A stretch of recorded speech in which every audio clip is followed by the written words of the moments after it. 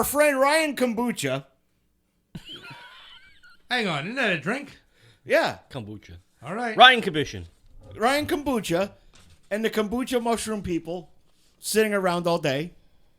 Who will believe you? Let your mother pray. Sugar.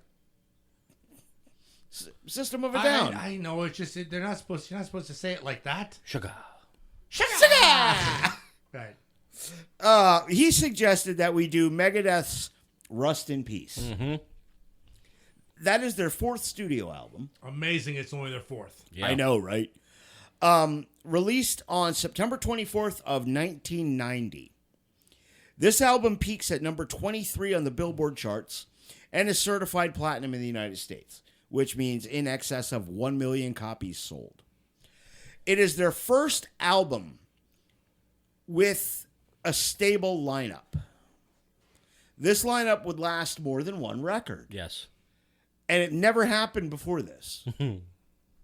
Dave went through musicians the way Jim goes through pancakes or Twinkies. I don't eat Twinkies. Allegedly.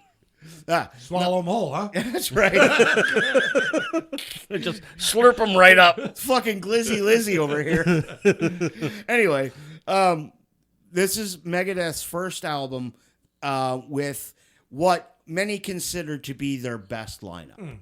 You have, of course, the mastermind of the band, Dave Mustaine, on lead guitar and vocals.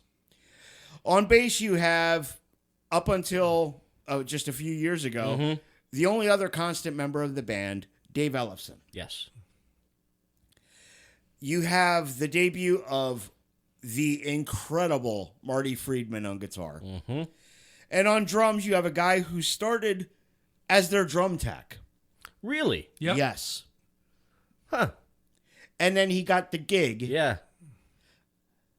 Nick Menza. Mm-hmm. Another guy that should have been on the list. Yep. Like Yep. you said. Yep. But this album is fucking like nonstop. This is relentless. Mm-hmm. Starts off with a song called The Holy War's The Punishment Due. Mm-hmm. This song, and this was also the lead single. Yes, it was. With Okay. the video, yep. Yep. Unbelievably good song. Absolutely. I had thought this was about the like Iraq and the desert stuff because Nope. because that Phil that always had. But I also remember Saddam Hussein was calling that in Kuwait a holy war, Yes. and I didn't realize that. Of course, this was about Ireland, and about Dave made a bad decision while at a tour over there. Yeah. What happened is See, I always thought it was about. yeah, there were Same thing. someone was selling merch, bootleg merch outside, and he was going to put a stop to it. And they said, no, leave him go, it's for the cause. And he thought it was like, he misunderstood what the cause was. So he opens up the concert with pretty much give Ireland back to the Irish Yeah. in Northern Ireland, caused a riot. And that's why and then he wrote this song. Oh my. Yeah. Well, the first half of the song. Yeah. The first half of the song. But there's a very Middle Eastern feel to it, which is why I got confused. Yes. Yeah. Yeah. I can see that. Yeah, it's got In that. the middle. Yeah. It's got that. Yep. Yeah. It's got that. I don't want to get into the technical. Yeah. But it's got a Middle Eastern style guitar scale in there. Yeah, in the middle. And that a lot of that is the influence of Marty Friedman coming through. But the first half, like Bill said, the first half of the song is about the IRA conflict with England, which is a holy war. It's the Irish Catholics against the fucking Protestants. Bleeding C of E. The second half of the song, The Punishment Due, is based on the comic series The Punisher. Oh, Really? Okay. Yes, it's based on Frank Castle. Yeah. Yeah. Killed my wife and my baby. with hopes to enslave Yes. me either way they died. Yes. Paid by the Alliance to slay all the giants. First mistake, no more mistakes. Because, everybody's been paid by the Kingpin in the comics to try and take out Frank Castle. And nobody can fucking do it. Did you ever watch that series on Netflix? Yes. Oh, it's fucking John Bernthal is fucking awesome. Oh my God. See, I'm a huge Punisher fan from way back in the day. Yeah. Back in the early 90s, I think it was, I geeked out when they made the first Punisher Yes. movie. With Dolph Lundgren? And then I watched it. Yeah. Yeah, that one sucked. But the second one they made, where John Travolta was the bad guy, Yep, with Thomas Jane. that That was bird pretty down good. fell over. And the third one, it stood up. No. Well, actually, the one with Thomas Jane stood up. That was a good movie. But the John Bernthal series on Netflix, fantastic. I've never been a fan of the Punisher as like in a comics or anything like that. However, in my Marvel Legendary game, he's one of my favorite characters to play. Yeah. Well, Because he fucks shit up. and Oh, yeah. what was really cool if you watch the Daredevil series on Netflix as well, the Punisher and Daredevil always had a thing going back and forth, and they actually fight in the one. Yeah. Yeah. Well, because they exist in the same universe. Yes. Daredevil and Punisher exist in the same universe in the same city. Correct. You have Frank Castle is the Punisher. Vigilante. Yep. And, well, But wait a Matt minute. Murdock is Well, a vigilante. yeah. In the new but Daredevil series? Because they've already linked that goes right into the MCU now. Well, I'm talking about the Netflix Daredevil series. Yeah, they've already linked that in because Matt Murdock from that series appeared in Spider-Man Homecoming. Okay. Yes, you're Okay. correct. Yeah, so, you know what? Didn't the Kingpin make a few appearances in D'Onofrio? the Kingpin character? No. He was was- in the one with he was in the Daredevil movie when that was I don't even know if I don't remember if he was in the comics at all though. The guy that was on one of those CSI fucking shows. yes, New York. D'Onofrio. Yeah, Vincent D'Onofrio. Yeah, Joker. No, not Joker. no. Pyle. Yeah, he was Gomer Pyle. Yes, he played. He was the Kingpin. Kingpin. Yes. Yeah. Perfect casting. Yes. But I was wondering if the Kingpin character had ever shown up in the Spidey comics. I don't. Oh, in the comics. Oh yes. He probably has. Oh, yes. Yeah. Okay, so then it's canon that those universes mingle. Yes. Oh, yeah. Oh Okay. yes. But the Kingpin's two biggest rivals traditionally, as a tradition, were always the Kingpin, or not the Kingpin, the Punisher, and Daredevil. Yes. And it galls me that a lot of these fucking douchebag Blue Lives Matter cops, okay? Not the good cops, the fucking asshole cops, like the cocksuckers that didn't go into Uvalde when the shooting was happening, are sitting there with fucking Punisher decals on their cell phones. That doesn't make a lot of sense at all because Punisher is anti-cop. Very. Yes. Yeah, that whole thing just kind of like it's a cool symbol, yes, but Do you really know what You it don't means? understand it. yeah, Yes. that's like Joker having the Born to Kill and the peace sign. That's right. Speaking about the duality of man, sir. Anyway, moving on. Let's All go right. to the next song. Yes, Unbelievably good song. The second single off the record, Hangar 18. Yes. yes, that guitar in the beginning seems to last forever. It does. Oh, but it's Yeah. so worth it. Yes. Oh yes. Oh yes. Welcome to our fortress hall. We'll take some time to show you around. Impossible to break these walls, for the sea the steel is much too strong. It's about a top secret government facility, Area 51. allegedly. Allegedly. If it exists. It exists. Let's take a road trip and see what happens when we get close. Well, I mean, if there's Nothing if good. there's an area 52, there has to be a 51. Right. But Hangar 18 is about the place where foreign life force inventories in a suspended state of cryogenics, and also military intelligence. Two words combined that can't make sense. I can speak to that fucking firsthand. Great song. Yep. And another beautiful example of Marty Friedman's fucking stellar guitar. And like I said, it wasn't until that long ago that I realized how long the song was compared to how many lyrics were in it. Yeah. I mean, there's just 2 verses, and the rest is just Well, kick-ass music. This is one of Megadeth's most progressive musical albums. Musically, this album is just leaps and bounds beyond anything they've done to this point. Yeah. Because the one before this would have been So Far, So Good, So What, Mm-hmm. which clocks in at 31 minutes. All the songs are short. They're really good. Yeah. But it's short. There's not a whole lot of progressive elements to it. It's pure thrash goodness. Yeah. And I'm okay with that. Track 3, Take No Prisoners. Take no shit. Yeah. This is their World War II song. Yeah, I love this song.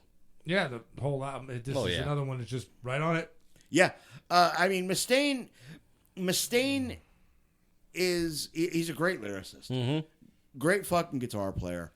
And a lot of people shit on his voice, on his singing voice, because he's got that nasally thing. Yeah, but It works for Yeah. Megadeth. Oh my God, yeah. I couldn't picture anybody but Mustaine It's singing angry. for Megadeth. It's angry music. Yeah, and it's an angry voice. Yeah. right. Next, we have Five Magics. This is a great song. And it's about a sorcerer who has to master the 5 magics. There's a book. I can't remember the name of the book. But the sorcerer has to master the 5 magics to defeat the evil sorcerer. Yeah. But Alchemy, necromancy, no, one was thermatology, dermatology, yes. Right. sorcery, Electricity. electricity. That's the weird one. It all went kind of D&D and then electricity. There's no electricity in D&D. And don't say lightning bolt. Ball lightning. No, that doesn't count. It does. Nobody's flicking a switch. It's ball lightning. Didn't Master all of these. didn't Ben Franklin discover electricity from a lightning bolt? No, he invented electricity. No, He there was didn't none invent it. There was none before He that. discovered it. He couldn't have discovered it. Everybody knew it was He there. harnessed the power. And no, he wouldn't have invented shit that would have been fucking... Well, Edison took the credit. It would have been Nikola Tesla. Yeah, because they killed the elephants. Oh, the history of electricity is fun. Oh, yeah. It's great. It's It's fucking fantastic. And George Westinghouse is the biggest scumbag of all of them. Because he's the guy that fucked over Tesla. Yeah. And then fucking sold out to Edison. Anyway, Five Magics, fucking beautiful. Great song. Yes. Amazing song. That's the end of side 1 of the cassette. Yep. And there is not a single second of dead space No. on that.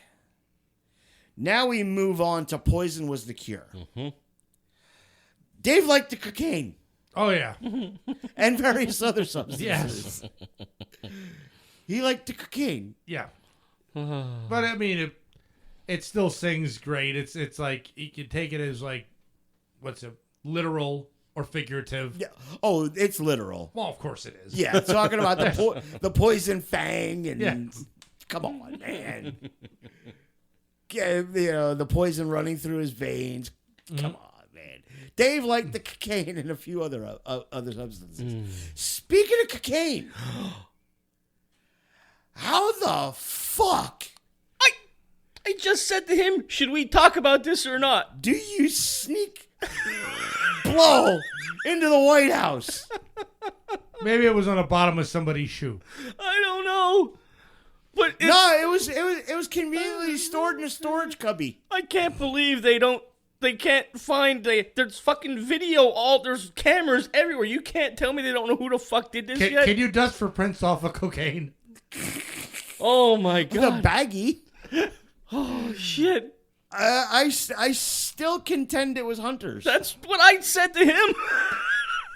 And now I have a different theory. They have a video somebody put on Twitter where there's some event and he's standing up behind his mom and he has his head down, he gets up and he like wipes his nose.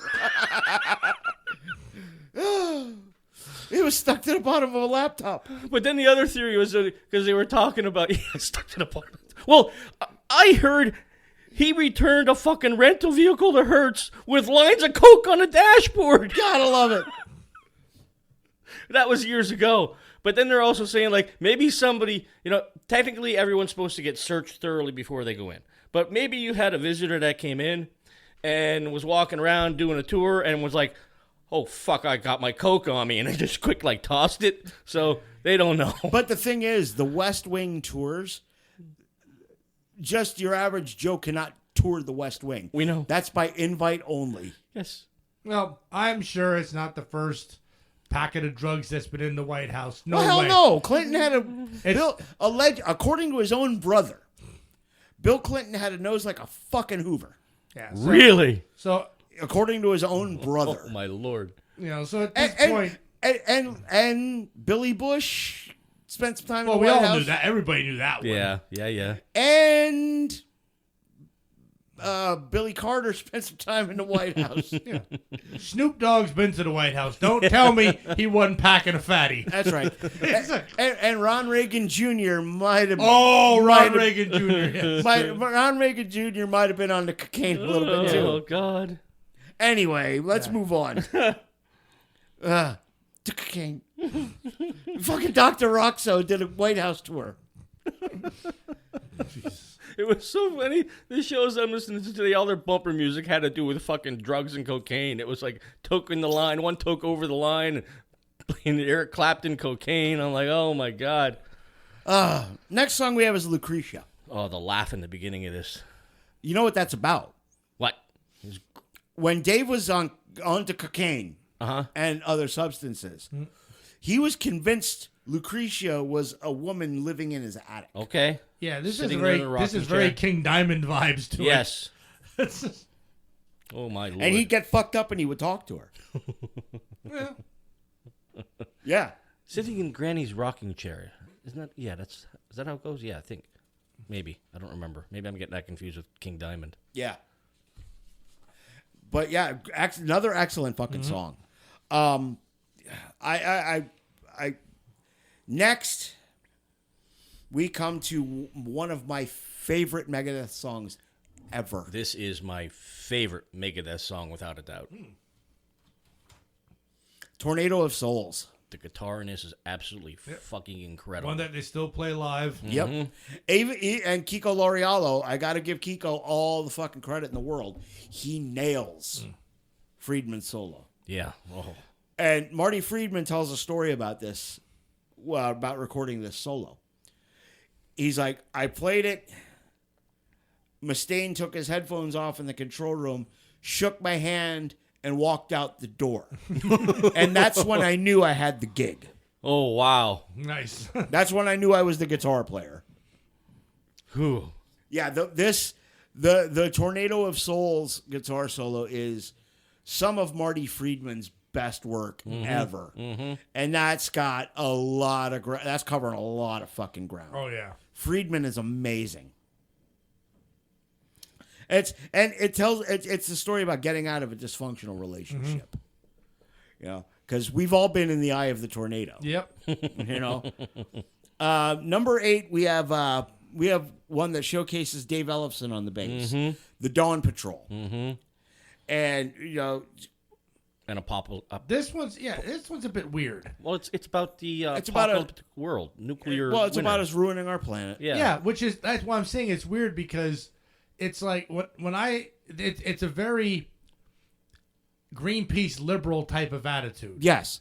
But when I've seen Dave, he's the opposite of that. Well, he's very. You think my political views are fucking diametrically opposed, you know, on certain issues. Mustaine, it always seems like he's against who's ever in power.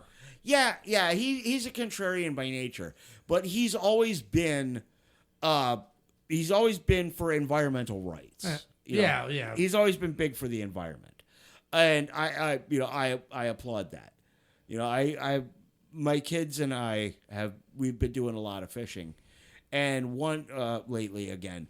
And one of the things I always taught them was you carry out anything you carry in. Mm-hmm. Take out If what not, you bring in. if not more. Yep. Like if we're fishing somewhere and I see garbage laying around, that's why I always carry a bucket with me, because we don't keep the fish. We catch and release, but all of our trash, and if there's any other trash laying around, goes back in that bucket and comes out with us.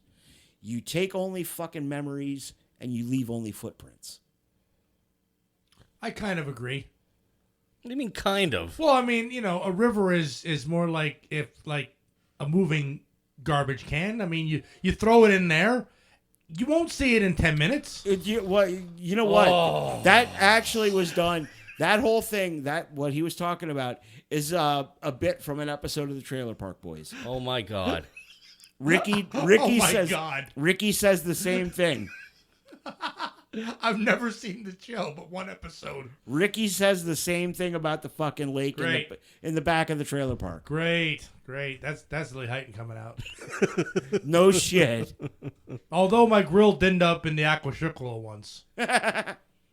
We were dumping the hot embers in it, and someone let go of the grill. Weren't me. No? No. Are we sure about that? Yeah, because it was just like throwing the hot embers in, and I don't know, on 3, he let go of his side, and a grill moving with the momentum, I couldn't hold it anymore. That had to be Lance. Yep. It had to be Lance. Fucking knew it. Right in the drink. Did you go in for it? It was shallow water, so Okay. yeah, we fished it out. Okay. But from hitting the bottom, the whole side was caved in. So I was like, well, that's in the dumpster now. Yeah. That's when I grilled on charcoal.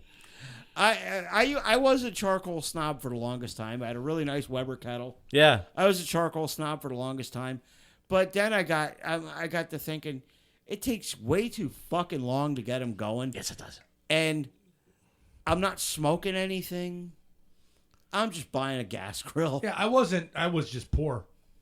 All I could afford was like the metal can. Grills are expensive. They are. I actually need a new one. Mine, the one I have now, I got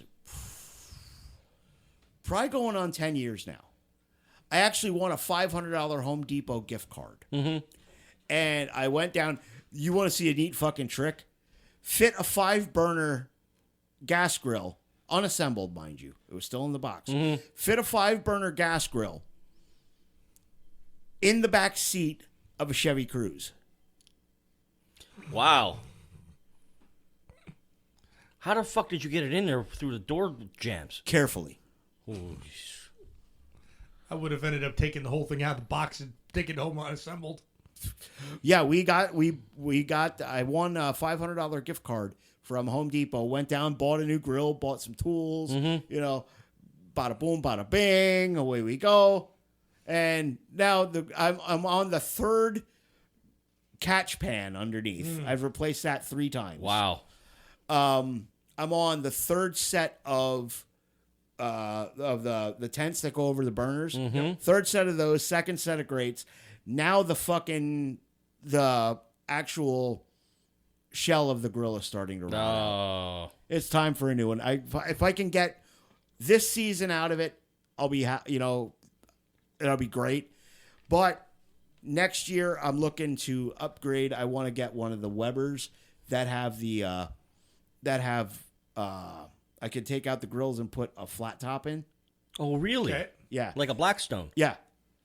I want to be able to do, smash burgers, and maybe one morning go out and do Eggs and bacon. or Well, I mean, you can do that with a regular grill. You just put a pie pan on it. I don't want to do that. A pot. You put a cast iron pan on there. No, just like an oven pan. I don't want to do that. But you can do that. I don't want to do that.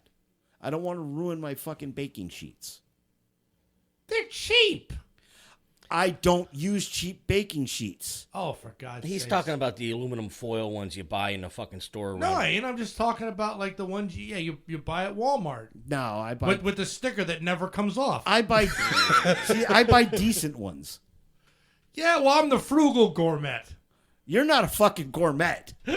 Oh, he's a gourmet, all right. Fucking Speaking of which, my fucking pizza cups stolen. Fucking stolen. No. You can buy them at No, Giant. that was not I had said pizza cups in a cupcake tin. I had said that. And now He they're did. buyable. He did. I want to buy them and I want to eat them. Well, why didn't you? Because I was too mad. Look, a listener took my fucking idea. You can't. You got to be like me and not get mad at shit. What? Portnoy. Beard. As he's clutching his moxie. Let's finish this album, shall we? Last song. Rust in Peace, Polaris. Great way to end the record. Oh, yeah. Absolutely. Total banger, and this is about about getting rid of all the nukes. Well, this is also about the Polaris missile. Yeah. Yeah. Well, the inspiration for it was Mustaine saw a bumper sticker that said, "I hope your nukes all rust in peace." Oh, no shit. Yes.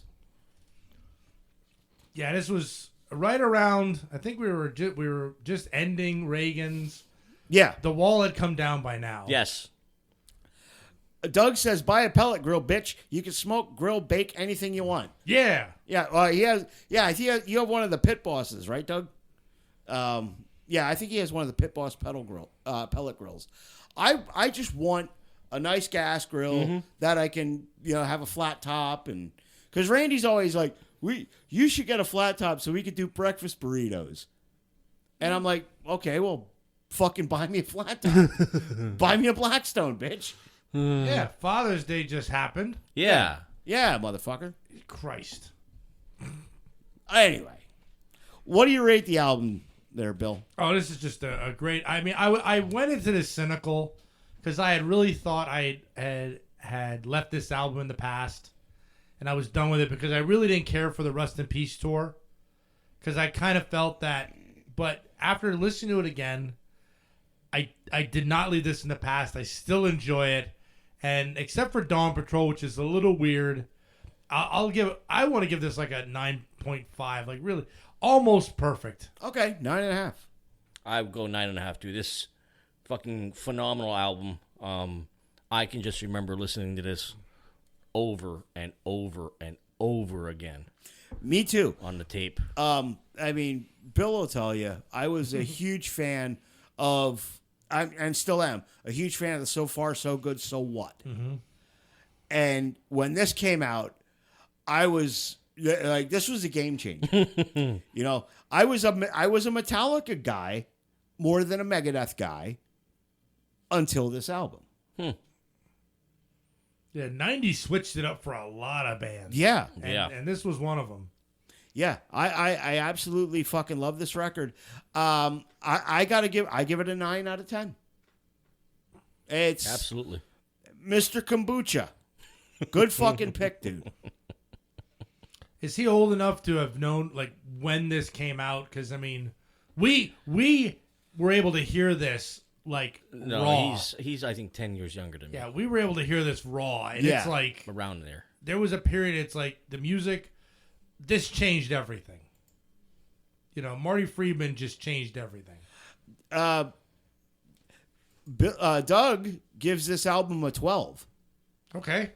Fucking amazing record. Yeah. Yeah, this is one that Doug had on had it on the or no, it was Cryptic Writings, I think, that you had in the truck forever on the way to practice. Oh my lord. But yeah, nothing bad to say about this album at all. Yeah. Ryan, good shit. Thank you. Yes. When I see